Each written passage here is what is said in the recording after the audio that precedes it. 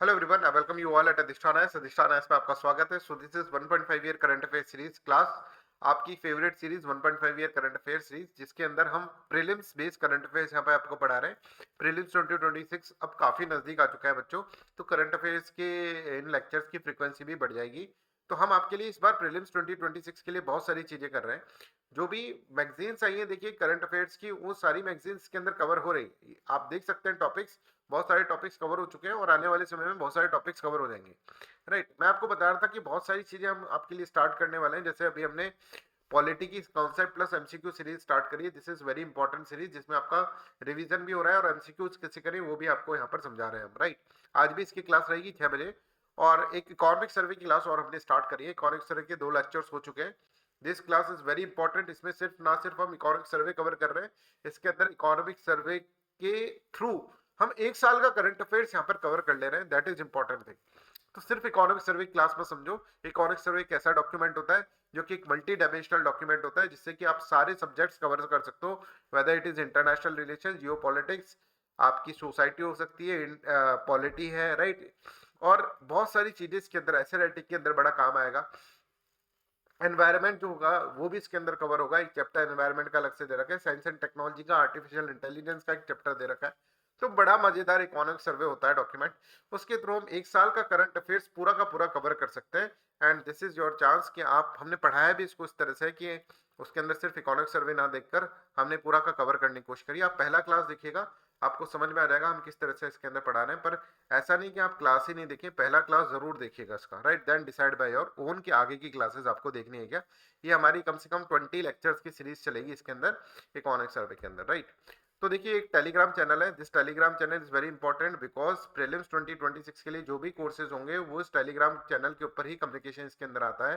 Plus इस Telegram channel के ऊपर हम आपको एक तरह से क्या करते हैं, एक तरह से पीडीएफ भी यहाँ पर आपको प्रोवाइड करते हैं। तो इस लेक्चर की पीडीएफ आपको कहाँ मिलेगी? इस टेलीग्राम चैनल पे मिलेगी, इसको ज्वाइन कर लीजिए। राइट, चलिए हमारा पहला टॉपिक है servants of Indian society. Modern history का टॉपिक है ये। ठीक है, 1905 में एक ऑर्गेनाइजेशन बनी थी, that is known as servant of Indian society. अब इसको 120 साल हो गए, बधाई हो। राइट, तो इसके अंदर इसलिए ये न्यूज में है। तो अब यहाँ पर समझे सर्वेंट्स ऑफ इंडियन सोसाइटी क्या है। देखो भाई, 1905 के अंदर एक थे हमारे फ्रीडम फाइटर ही मान लो उनको, कॉन्स्टिट्यूशनल मेथड से फाइट करते थे ब्रिटिशर से। राइट, तो उनका नाम था गोपाल कृष्ण गोखले। गोपाल कृष्ण गोखले जो थे, उन्होंने सोचा कि यार 1905 के अंदर आप देखेंगे बंगाल पार्टीशन मूवमेंट भी चल रहा है। राइट, और यहाँ पर ये लोग ऐसे सोच रहे हैं कि भाई कोई भी मूवमेंट चलाने के लिए मासेस का रिक्वायरमेंट होना चाहिए, मासेस का मोबिलाइजेशन होना चाहिए। तो एक हमारे इंडियन सोसाइटी में क्या होता है, एक सर्विस का भाव होता है। राइट, तो इन्होंने क्या करा, एक ऐसी ऑर्गेनाइजेशन बनाई जिसका नाम ही सर्वेंट्स ऑफ इंडिया रखा, और जिसके अंदर लोगों को सेल्फलेसली वॉलंटियर करने के लिए यहाँ पर बोला गया कि सभी कॉन्स्टिट्यूशनल मीन से हम ट्रू इंटरेस्ट में इंडियन पीपल की सेवा करेंगे। राइट, तो कैडर बनाने की कोशिश कर रहे हैं, यहाँ पर एक ट्रेन कर रहे हैं लोगों को किस तरह से कॉन्स्टिट्यूशनल मेथड यूज करते हुए भारत ब्रिटिशर से डिमांड अपनी करनी होती है। राइट, किस तरह से रिलीजियस स्पिरिट से कंट्री की सेवा करनी है हमें। तो यहाँ पे कंट्री की सेवा करने के लिए एक सर्वेंट ऑफ इंडिया सोसाइटी इस तरह से यहाँ पर बनाई गई गोपाल कृष्ण गोखले के द्वारा। राइट, तो genesis founded 1905 in Pune Maharashtra. Founders Gopal Krishna Gokhale, G K Devadhar and A V Patwardhan and N A Dravid. इसके अंदर आप इसके अंदर देख सकते हैं। आप इनको कैसे याद करें साहब, देखो सर्वेंट है तो हम लोग भगवान के सर्वेंट हैं, तो कृष्ण भगवान के, अब देखो 2 नाम आ रहे हैं कृष्ण और गोपाल, तो हम सर्वेंट तो होंगे ना फिर। तो सर्वेंट से आप याद कर सकते हो कृष्ण एंड गोपाल। राइट, कि हम सर्वेंट है ना, कृष्ण गोपाल, लॉर्ड कृष्णा, ठीक है, उनको गोपाला भी बोलते हैं। दूसरा नाम देखो देव, देवता के सर्वेंट है देवा। राइट, इस तरह से आप यहाँ पर रख लो। राइट, तीसरे आप देखो द्रविड़। द्रविड़ से कौन याद आता है हमको? राहुल द्रविड़ याद आता है। राहुल द्रविड़ ने भी देश की सेवा ही करी है। राइट, तो द्रविड़ से सर्वेंट ऑफ इंडिया यहाँ पर इस तरह से आप समझ सकते हैं। तो कृष्ण गोखले, गोपाल कृष्ण गोखले, जी के देवाधर और ए वी पटवर्धन, ये नाम आपको याद रखना पड़ेगा। और द्रविड़, राहुल द्रविड़ ने भारतीय क्रिकेट की सेवा करी है, ऐसा आप देख लेना। इनकी शक्ल से लगता है ना बिल्कुल जैसे सेल्फलेसली काम कर रहे हैं। राइट, और इस ऑर्गेनाइजेशन का मतलब ये था कि सेल्फलेस कैडर बनाए जिससे कि देश की सेवा हो सके। Right, to train national missionaries for the service of India, to promote by all constitutional means the true interest of Indian people. ठीक है, कॉन्स्टिट्यूशनल मीन्स के थ्रू, क्योंकि गोपाल कृष्ण गोखले जो होंगे वो एक तरह से मॉडरेट्स थे, मॉडरेट्स, और वो कॉन्स्टिट्यूशनल मीन्स पे भरोसा करते थे। ये कह रहे हैं कि मिशनरीज, नेशनल मिशनरीज को एक तरह से ट्रेन करने के लिए, right, to prepare a cadre of selfless workers who were to devote their lives to the cause of the country, right. फिर आगे हम चलकर देखें तो 1911 में एक हितवाद नाम का एक पब्लिश करा गया पेपर, जिससे कि सोसाइटीज को अपने ऑर्गेनाइजेशन के बारे में व्यू पॉइंट बताएं कि किस तरह से हम सोसाइटी के अंदर कॉन्शियसनेस जनरेट करें। Society choose to remain aloof of the political activity and organisations like the Indian National Congress, ठीक है।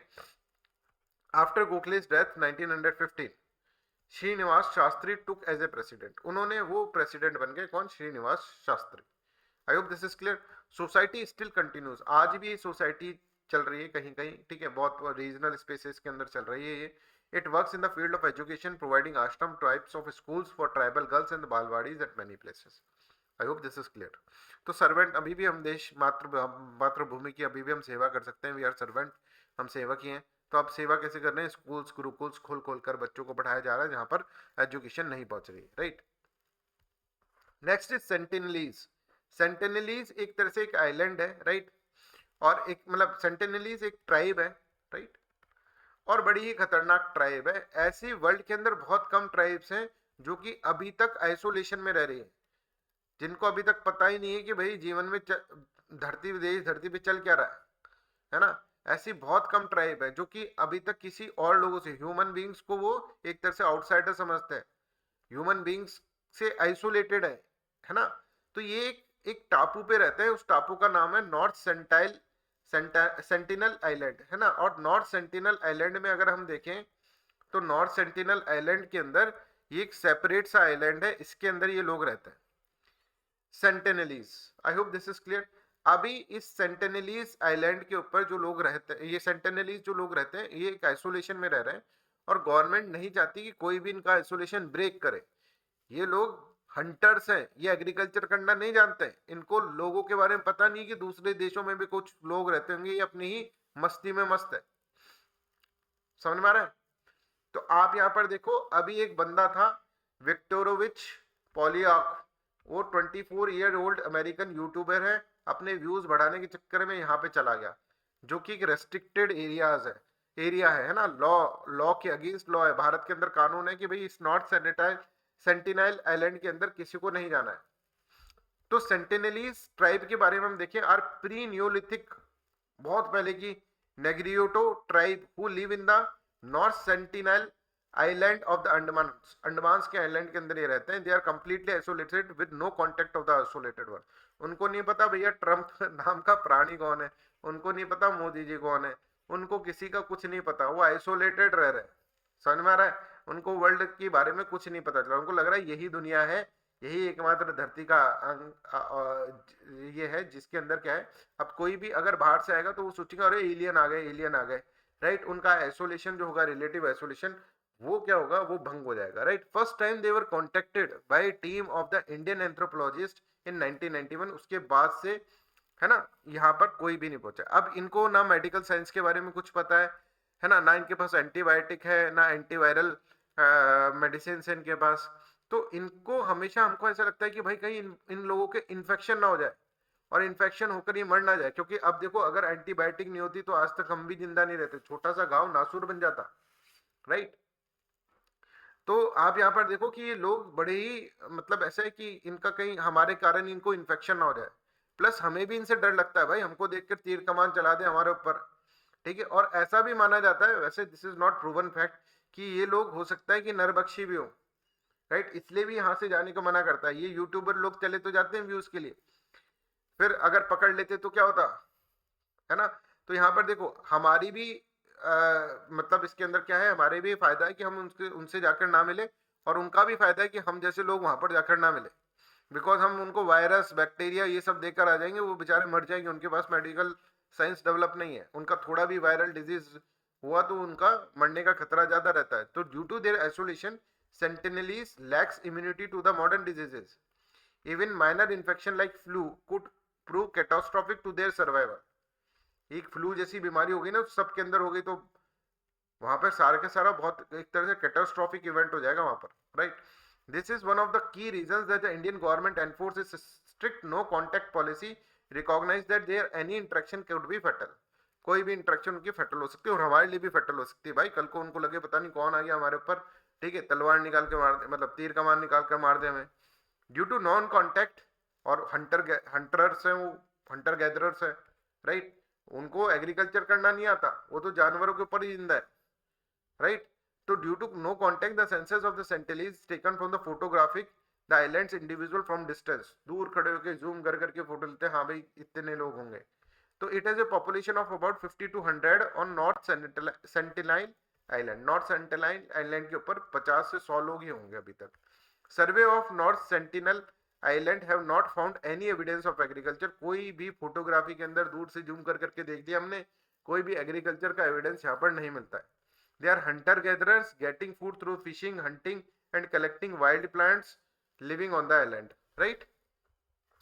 अब देखिए सेंटिनलीज जो है are also listed in particularly vulnerable tribal groups by the government of India. They are protected the Andaman Nicobar island regulation 1956, right. It declared that traditional areas occupied by the tribes as reserves and prohibit entry of all except those with authorization। और आप यहाँ पर देखते हैं 1956 का act जो है उसके अंदर, जैसे नॉर्थ सेंटिनल आइलैंड है, इसकी 3 नॉटिकल माइल्स तक, राइट, 3 नॉटिकल माइल्स तक कोई भी यहाँ पर होगा नहीं, राइट, कोई नहीं आना चाहिए इसके अंदर। एक कंप्लीट बैन है फोटोग्राफी पे and interaction with the tribes.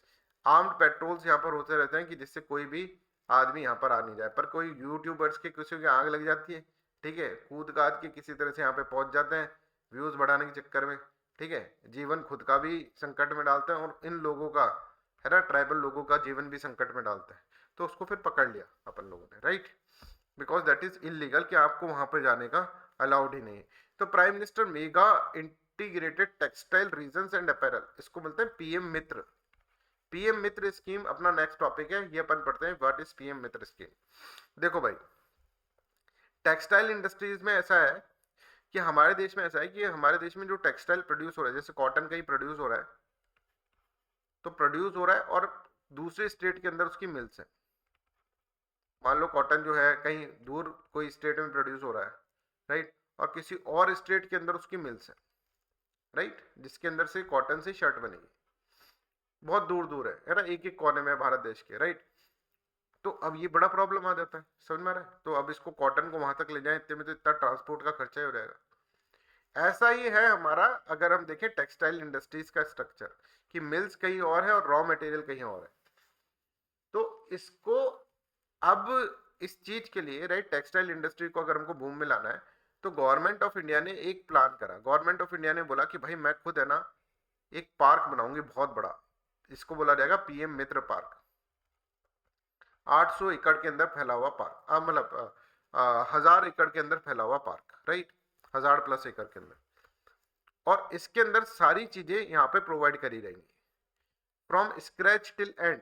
देखो टेक्सटाइल इंडस्ट्री के अंदर बहुत सारे, टेक्सटाइल मतलब गारमेंट इंडस्ट्रीज के अंदर स्पिनिंग मिल्स होनी चाहिए, spinning machines, right, weaving, processing, dyeing, है ना, डाई करेंगे कपड़ों के ऊपर, और फिर गारमेंट मैन्युफैक्चरिंग, पूरा का पूरा इंटीग्रेटेड सा सिस्टम यहाँ पर बनाएंगे, that is known as PM Mitra park.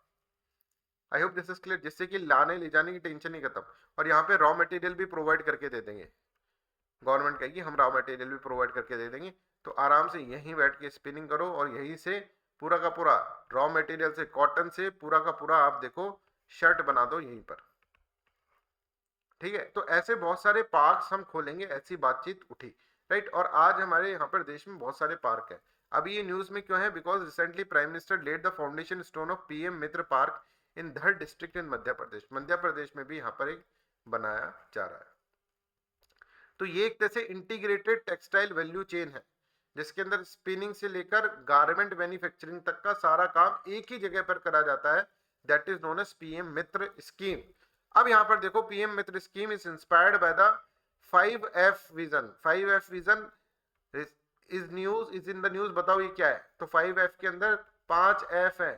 सबसे पहले कॉटन कहाँ होता है, फार्म के अंदर, फार्म से उसका फाइबर, कॉटन से फाइबर बनाया जाता है, फाइबर को फिर फैक्ट्री में भेजा जाता है, फिर फैक्ट्री के बाद फैशन के हिसाब से, ठीक है, फिर फैशनेबल क्लोथ्स बनाए मतलब गारमेंट्स बनाए जाते हैं, और फिर फॉरेन। तो एक इनको रॉ मटेरियल यहाँ पे प्रोवाइड करते हैं, यहीं पे फाइबर बनाने का यहाँ पे फैक्ट्री, यहाँ पे फैशन वाला डायमेंशन देख लेंगे, और फिर यहाँ पर ही यहीं से ही फॉरेन में ट्रांसपोर्ट कर देंगे। कुछ नहीं करना पड़ रहा, बैठना है बस वहां पर, और तुमको सब कुछ वहीं पे पका पकाए दे देंगे, बस तुमको मैन्युफैक्चर करना है गारमेंट, और फिर लो भाई, बेचने की जिम्मेदारी भी गवर्नमेंट की। तो it aspires to fulfill the vision of the building an Atmanirbhar Bharat and to position India strongly on the global textile map. PM Mitra will offer an opportunity to create integrated textile value chain right from the spinning, weaving, processing, dyeing, printing to the garment manufacturer at one location. एक ही location पे इतनी सारी चीजें. Integrated textile value chain at one location will reduce logistic cost of the industry. Intended to generate 1 lakh direct and 2 lakh indirect employment पर park. एक park के अंदर 1 लाख के आसपास एम्प्लॉयमेंट हो, राइट, और 2 लाख इनडायरेक्ट एम्प्लॉयमेंट, क्योंकि एक पार्क बनेगा तो उसके साथ साथ और भी बहुत सारी चीजें डेवलप करेंगे, राइट। तो प्रपोजल ऑफ स्टेट, अब देखो क्या होता है कि इसमें स्टेट गवर्नमेंट से बोला जाता है, स्टेट गवर्नमेंट बोलती है साहब हमें भी पैसा देना हो गया, तो ये बोलता है स्टेट गवर्नमेंट तू पैसा मत दे, एक काम कर भाई, क्या, तो हमको जमीन दे दे, और जमीन कम से कम 1000+ एकड़ की जमीन होनी चाहिए, तभी हम खोल पाएंगे। तो जैसे मध्य प्रदेश के अंदर अभी धार डिस्ट्रिक्ट में बनाया, तो मध्य प्रदेश ने क्या करा, इसमें जमीन दी, लैंड जो होती है वो स्टेट की होती है, तो जमीन दी कि साहब लो 100+ एकड़ जमीन, बाकी सारा का सारा खर्चा क्या होता है, सेंटर उठाती है। I hope this is clear to everyone. तो यहाँ पर देखिए, proposal of state government having ready availability of contiguous encumbrance free land parcel of 1000+ एकड़ along with the other textile related facility and ecosystems are welcome, right। ये पहले एक तरह से क्या होता है, यहाँ पर सारे स्टेट से बुलाया जाता है कौन हमको ये लैंड, जमीन और थोड़ा इंफ्रास्ट्रक्चर डेवलप करके दे देगा, थोड़ा बहुतड़ा, राइट। तो हम उसके अंदर क्या है, हम उसके अंदर 800 करोड़ रुपए खर्च करेंगे और उसको एक इंटीग्रेटेड प्लांट बना देंगे, है ना, मित्र पार्क बना देंगे, राइट, पीएम मित्र पार्क, ठीक है। तो कोई स्टेट का आवेदन आएगा, भी स्टेट कहेगा साहब मेरे को चाहिए, मेरी 100+ एकड़ जमीन ले लो और मैं थोड़ा इंफ्रास्ट्रक्चर भी डेवलप कर दूंगा, तो फिर सेंट्रल गवर्नमेंट कहेगी ठीक है भाई, हमें भी पसंद आ गया, 800 करोड़ रुपए हम लगाते हैं, और फिर क्या करेंगे, हम एक पार्क यहाँ पर बना देते हैं, right. I hope this is clear. तो स्ट्रक्चर एंड इम्प्लीमेंटेशन, इसका स्ट्रक्चर और बनाने का काम, इम्प्लीमेंटेशन कौन करता है कि स्पेशल पर्पस व्हीकल बनाया जाता है, जिसके अंदर 51% जो होता है शेयर होल्डिंग एक कंपनी है। स्पेशल पर्पस व्हीकल मतलब एक कंपनी जिसमें 50% share holding is of the state government और 49% share holding will be from the central government. Public private partnership पे चलता है, पीपीपी मॉडल पे ये चलता है, राइट। तो यहाँ पर देखो इसके अंदर the each Mitra park is to be develop under the special purpose vehicle jointly owned by the center 49% equity and respective state government 51% equity. The mode is largely public private partnership with a master developer selected to build and maintain the infrastructure, है ना। Funding की बात करें तो 800 करोड़ रुपए green field project, green field project मतलब जहां पे अभी घास लगी हुई है, कुछ भी नहीं है। ब्राउन फील्ड में मतलब थोड़ा बताड़ा काम हो रखा है इसके अंदर, राइट। तो 800 करोड़ रुपए पर पार्क दिया जाता है मिनिस्ट्री ऑफ टेक्सटाइल मतलब सेंट्रल गवर्नमेंट के द्वारा ग्रीन फील्ड प्रोजेक्ट में, और 500 करोड़ दिया जा रहा है ब्राउन फील्ड प्रोजेक्ट के अंदर। Small portion that is 10% in the area is allowed for the commercial development, जैसे रियल एस्टेट, सर्विसेज, और दुकान खोल लो आप, ठीक है, to help generate revenue for maintenance and sustainability of common asset. State government will provide contiguous land जो 1000+ होगा, वो पूछ लेगा आपसे 50+ होगा कि 1000+ होगा, तो आपको 1000+ बताना है, राइट। अब यहाँ पर एक चीज देखो कि इसका स्टेटस क्या है, टेक्सटाइल इंडस्ट्रीज का क्या स्टेटस है इंडिया के अंदर। तो इंडिया है second largest manufacturing capacity after China in the textile and 6th largest exporter with A share of 3.91% of the global trade. Economy के अंदर हम देखें तो it contribute 2.3% of GDP, 13% of industrial production and 12% of export. Employment देखें तो it is second largest employment generator after agriculture. तो सबसे ज़्यादा एम्प्लॉयमेंट भी इस पे होता है, बिकॉज यहाँ पर लेबर बहुत ज़्यादा चाहिए होंगी, मशीन अपने आप ठकाठक सिलाई नहीं कर सकती, उसके लिए लेबर चाहिए, है ना। तो विमेन लेबर ज़्यादा इसके अंदर होती है, तो इसके लिए भी ये इंपॉर्टेंट है, अगर टेक्सटाइल इंडस्ट्रीज को डेवलप करोगे तो ज़्यादा से ज़्यादा वीमेन को आप एम्प्लॉयमेंट जनरेट कर रहे हैं। Nearly 80% of its capacity is across the MSME cluster. तो ये भी इंपॉर्टेंट है एमएसएमई को भी। अब अगर आप टेक्सटाइल इंडस्ट्रीज के अंदर इन्वेस्ट कर रहे हैं तो मतलब वीमेन को एम्पावरमेंट कर दिया, अपने एमएसएमई की हेल्प कर दी, राइट, और एम्प्लॉयमेंट जनरेशन कर दिया, because it is second largest employment generator. ठीक है, पहला एग्रीकल्चर है, दूसरा अपना भाई टेक्सटाइल इंडस्ट्री है। चलो आगे हम पढ़ते हैं, एक और टॉपिक अभी अपना बचा है, बट बिफोर दैट जिन भी बच्चों ने अभी टेलीग्राम ग्रुप ज्वाइन नहीं करा है general studies with Devraj Verma, वो प्लीज ज्वाइन कर लो, बिकॉज सारी information, each and every information will be on the Telegram group. Description में लिंक दे रखा है, उस लिंक को भी आप ज्वाइन कर सकते हैं, राइट। चलिए, तो नेक्स्ट जो है that is union ministry of steel and heavy industry, Shri H D Kumar Swami releases India's green steel taxonomy. Green steel, green steel का मतलब क्या है? ग्रीन कलर की है कि स्टील? नहीं, स्टील जो होती है ना, बहुत सारी ग्रीन हाउस गैसेस रिलीज करती है ना, बहुत सारी। तो वो जो है ग्रीन हाउस गैसेस, ठीक है, अगर कम कर रही है रिलीज, किसी एक पर्टिकुलर क्राइटेरिया से कम रिलीज कर रही है, तो उसको हम क्या बोलेंगे? उस स्टील को हम ग्रीन स्टील बोलेंगे। I hope this is clear to everyone. पहले भारत के अंदर ऐसी कोई डेफिनेशन नहीं थी, अभी भारत के अंदर डेफिनेशन है, राइट। पहले ग्रीन स्टील का कोई कॉन्सेप्ट नहीं था कि व्हाट इज ग्रीन स्टील, कोई पूछता तो हमें नहीं पता कि भैया ग्रीन स्टील क्या है। अब हमने बताया है कि जो स्टील अगर मान लीजिए 2.2 ton of carbon dioxide emission से कम इमिशन इंटेंसिटी होती है उसकी, अभी इसको बताएंगे क्या होता है, उसको हम क्या करते हैं, उसको हम ग्रीन स्टील बोलेंगे। तो देखो स्टील जो है, अब ये समझो इसका मतलब क्या है, पहले ये समझ लेते हैं एक बार कि green steel refer to the steel produce using the methods and technology that significantly reduce carbon dioxide emission compare to the traditional steel production process. Traditional steel production process के कंपैरिजन में बहुत कम कार्बन डाइऑक्साइड गैस इमिशंस यहाँ पर हो रही हैं। It is crucial steps toward decarbonizing the steel industry which is one of the largest emitter of greenhouse gas globally, contributing approximately 7 to 9% of total global carbon dioxide। इतना सारा, तो मतलब अगर 100 कार्बन डाइऑक्साइड इमिशन हो रहा है तो उसमें से 7 से 8% तो भाई हमारा ग्रीन स्टील ही प्रोड्यूस कर रहा है। Oh my God, right, I hope this is clear. मतलब ये स्टील ही प्रोड्यूस कर रहा है। तो ग्रीन स्टील तो क्या होता है? ग्रीन स्टील ऐसा स्टील जो कि क्या है, जो कि कार्बन डाइऑक्साइड कम प्रोड्यूस करे, कार्बन डाइऑक्साइड इमिशंस और ग्रीन हाउस गैसेस को कम करे, right. I hope this is clear. तो देखो एक एक है ना यूनिट है, unit that is known as carbon dioxide equivalent. Equivalent इसको अपन कहते हैं CO2e, राइट। जैसे कि एक मीथेन अगर हम देखें, एक methane, 1 ton of methane, 1 ton of methane, है ना, उसके अंदर अगर हम देखें 1 टन ऑफ मीथेन जो होगा, राइट, वो कुछ एक तरह से 28 equivalent of carbon dioxide, 28 ton of carbon dioxide equivalent होता है, carbon dioxide equivalent. I hope this is clear to everyone. ऐसी बहुत सारी ग्रीन हाउस गैसेस जो हैं स्टील प्रोडक्शन के टाइम पर निकलती है, मान लो X, Y, Z, उन सब को हम क्या कर रहे हैं, कार्बन डाइऑक्साइड इमिशन के रेस्पेक्ट में काउंट कर रहे हैं, that is known as carbon dioxide equivalent, right. I hope this is clear. उनका इफेक्ट कितना, कार्बन डाइऑक्साइड इक्विवेलेंट है, तो ये यूनिट हमने बना दी। और हमने ये कहा कि 1 टन ऑफ स्टील, अगर मान लो 1 ton of steel 2.2 carbon dioxide equivalent से ज्यादा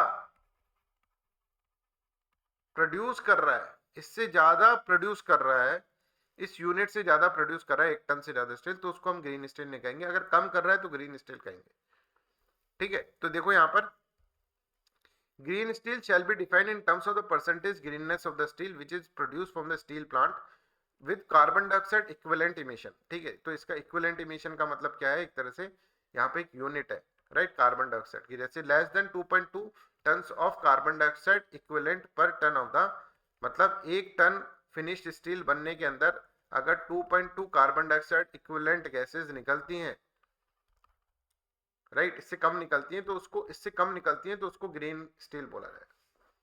greenness of the steel shall be express as this, right. तो यहाँ पर देखो, for 1 ton of the finish steel produce the factory must emit less than 2.2 tons of the greenhouse gases measured in the common unit called the carbon dioxide equivalent.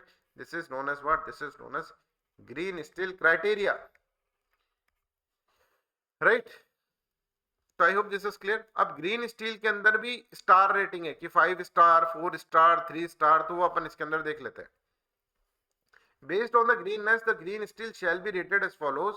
जैसे कि अगर मान लो 2.0 से 2.2 टन कार्बन डाइऑक्साइड इक्विवेलेंट अगर release हो रहा है तो उसको 3 स्टार ग्रीन रेटेड स्टील बोलेंगे। अगर मान लो 1.6 से 2.0 तक हो रहा है तो उसको 4 स्टार बोलेंगे। और emission intensity lower than 1.6 ton carbon dioxide equivalent हो रहा है, ठीक है, पर ton of the steel, right, तो उसको अपन क्या बोलेंगे, 5 स्टार बोलेंगे।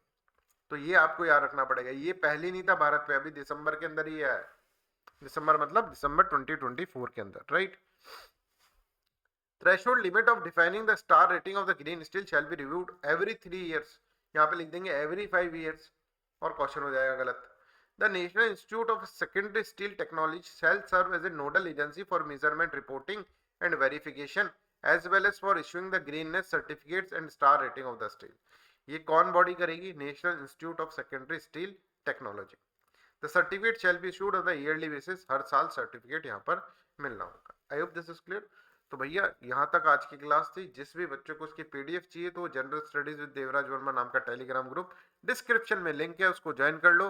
This is very important. और इस ग्रुप के ऊपर ही हम डिफरेंट डिफरेंट डायमेंशंस में आपको यहाँ पर क्या करेंगे, आपको प्रोवाइड करेंगे क्या चीज, राइट। आपको बहुत सारी प्रीलिम्स 2026 के लेक्चर्स हम यहाँ पर बनाने वाले हैं, राइट। बहुत इनोवेटिव सीरीज यहाँ पर निकलने वाली है। जैसे एक हमने इकोनॉमिक सर्वे की सीरीज स्टार्ट कर रखी है, पॉलिटी एमसीक्यू सीरीज स्टार्ट कर रखी है, ऐसी सीरीज बहुत सारी और भी आएंगी। सबका नोटिफिकेशन इसी टेलीग्राम ग्रुप पे आपको मिलेगा। इस चैनल को सब्सक्राइब कर लो, टेलीग्राम चैनल को, और यूट्यूब चैनल को भी प्लीज सब्सक्राइब कर लीजिए, बिकॉज सब कुछ यहाँ पर होने वाला है। इस बार बड़ा होने वाला है प्रीलिम्स 2026 के लिए। Thank you so much, bye bye, take care and have a nice day.